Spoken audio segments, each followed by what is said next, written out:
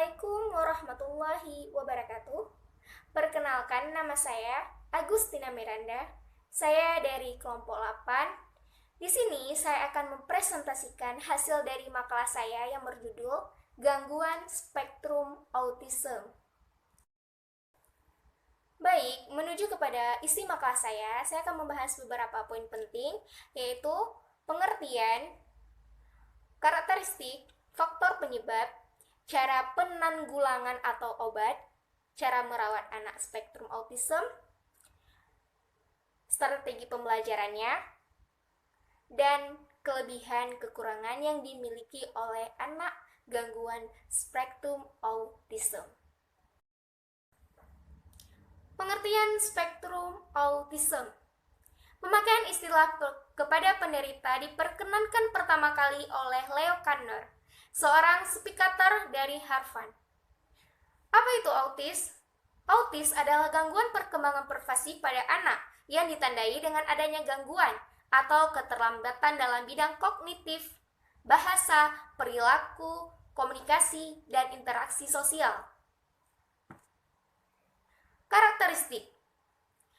Ada dua ciri utama. Yang pertama, adanya hambatan yang menetap dalam bidang komunikasi dan interaksi sosial. Contoh, kesulitan berbicara. 6 atau 7 sebagian bisa berbicara, tetapi tidak bisa komunikasi timbal balik. Mereka hanya bisa menghafal frase-frase atau iklan-iklan. Kemudian, kesulitan dalam menjalin pertemanan dengan teman sebayanya dan tidak bisa membaca sinyal-sinyal nonverbal. Maksudnya, misalnya, tidak bisa membaca ekspresi wajah orang lain, juga kesulitan dalam menunjuk gestur-gestur. Yang kedua, adanya masalah perilaku, minat yang sempit, dan tingkah laku yang mengulang-ulang. Minat yang sempit, anak-anak spektrum autism biasanya punya obsesi atau yang sangat intens terhadap suatu hal. Contoh kepada suatu anak laki-laki. Dia sangat menyukai dinosaurus sehingga dia hafal nama-nama dinosaurus, makanannya, tempat tinggalnya. Sedangkan kepada perempuan yang mengalami spektrum autism ini, dia suka kepada tokoh kartun ya. Nah, sepanjang hari terus-menerus dia berbicara mengenai kartun tersebut. Nah, kegiatan mengulang-ulang yaitu seperti informasi kepada lingkungannya, anak cenderung hiperaktif dan terhadap suatu hal sehingga mereka sangat terganggu dengan situasi suara yang berbisik seperti gerakan mata atau lainnya. Apa saja faktor penyebabnya? Awalnya gangguan ini diduga karena kesalahan atau pengasuhan orang tua. Tapi dari penelitian mengungkapkan lebih dari masalah biologis. Adapun ada beberapa faktor penyebabnya yaitu genetik. Nah, genetik jika dalam sebuah keluarga mengalami anak gangguan spektrum autism sehingga kemungkinan besar keturunan dari yang lainnya juga akan mengalami penyakit gangguan spektrum autism. Peptisida. Nah, peptisida ini adalah paparan dari peptisida. Peptisida adalah bahan zat kimia, itu sangat berbahaya sekali. Dan usia orang tua. Nah, usia orang tua ini 40 tahun itu kemungkinan besar mengalami anak spektrum autism. Sedangkan 25 sampai 29 tahun itu tidak memungkinkan, tidak ada kemungkinan besar ya. Sehingga jika kita menikah tua atau mempunyai anak hamil di usia tua juga akan kebanyakan mengalami melahirkan anak gangguan spektrum autism. Nah, perkembangan otak ini sangat memungkinkan sekali ya. Anda bisa membaca lebih detail di makalah saya. Penanggulangannya atau obat. Nah, tentu cara penanggulangan anak yang gangguan spektrum autism ini berbeda-beda karena ada beberapa macam.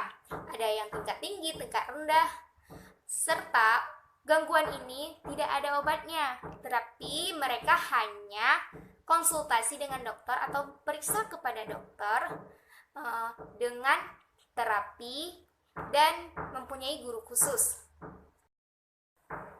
Cara mendidik dan merawat anak spektrum autism. Ada 3 pola pengasuhan menurut Bowring, yaitu pola asuh permisif. Nah, pola asuh ini menerapkan kebebasan. Dalam pola asuh ini, anak berhak menentukan yang akan dilakukan orang tua, memberikan fasilitas kepada anak, ya, sesuai kemauan anak. Nah, yang kedua, pola asuh demokratif. Pola asuh ini menerapkan nilai-nilai demokratis dalam keluarga. Anak dihargai haknya oleh orang tua, dan orang tua menerapkan peraturan-peraturan yang dipatuhi anak selama tidak memberatkan anak. Nah, pola asuh yang ketiga yaitu otoriter. Pola asuh yang menegaskan akan kekuatan orang tua di dalam mendidik anak-anaknya. Orang tua menerapkan peraturan tegas dengan sanksi-sanksi dan wajib patuh. Dalam pola asuh ini, anak memperoleh halnya. Nah, sanksi tersebut jangan membebankan anak. Strategi pembelajarannya.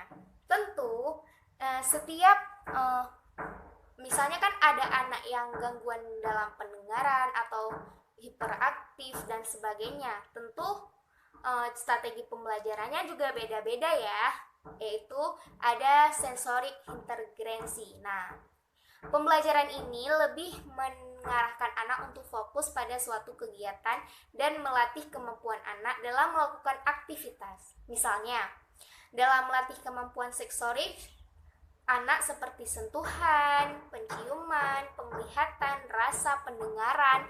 Dengan strategi ini, anak yang hiperaktif akan menjadi lebih fokus dalam kegiatan yang dilakukan. Sedangkan yang selanjutnya, terapi bermain. Nah, proses pembelajaran yang dengan ini lebih membantu anak mengenal suatu benda yang dimainkan, seperti memasukkan bola dalam keranjang, bermain puzzle, memanjat haling rintang. Kemudian terapi okupasi. Nah, pembelajaran ini bertujuan untuk membantu anak yang kurang mampu dalam melakukan aktivitas motorik. Motorik itu gerakan ya. Nah, terapi ini berbeda dengan SI yang saya sebutkan tadi, yang saya jelaskan tadi. Karena terapi ini lebih berfokus pada kondisi yang fisik lemah dan melakukan kegiatan seperti tidak mampu berjalan. Selanjutnya IP, intervensi perilaku. Kegiatan intervensi perilaku ini lebih mengarah pada materi pelajaran sesuai dengan kebutuhan anak. Karena materi pembelajaran yang diberikan pada setiap anak itu berbeda-beda. Yang saya jelaskan tadi, setiap anak itu beda penanganannya, beda obatnya, beda derita dan beda obatnya gitu. Dan seperti mengenal huruf abjad, mengenal angka, dan mengenal warna.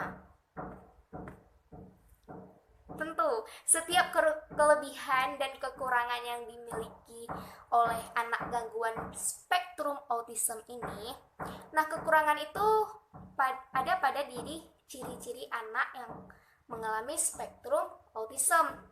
Nah, setiap kekurangan pasti ada kelebihan. Kelebihannya yaitu luar biasa sekali ya. Kelebihan anak ini mempunyai kelebihan keterampilan yang luar biasa. Sekian presentasi saya hari ini. Bila ada kekurangan, saya mohon maaf. Saya akhiri dengan Assalamualaikum warahmatullahi wabarakatuh.